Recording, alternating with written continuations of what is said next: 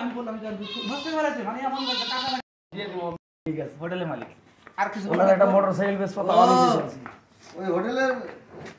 আর কিছু ভালো লাগবে এই গরুটা আমি বেচছিলাম ভাই ওনার কাছে উনি আবার বিপদে পড়ছে হোটেল গাড়ি লাগছিল মানে গরু এখন এমন জায়গায় রাখছে ভাই কাঁচামাটিতে না তবে গরু প্রেগন্যান্ট আছে এইবার আমার ভাই এটা আমার ভাই না নিলে আমি নিতেছি সমস্যা নাই বয়স 4 বয়স এই খারাপ অভ্যাস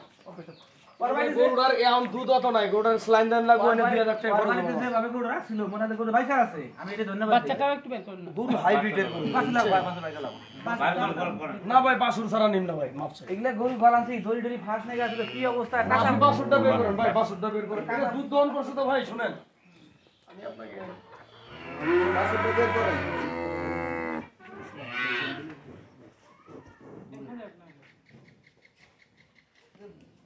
বদলে সর্বশেষটা 3 মাস পার করে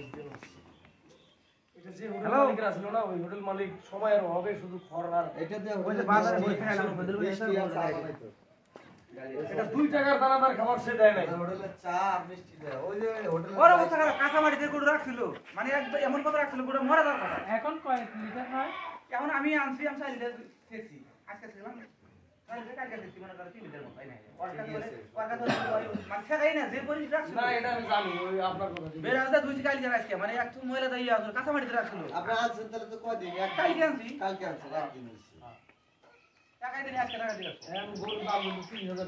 আমি কোনো দালাল না আমি ঠিয়া নিলে ওই যে ভাইয়ের কাছে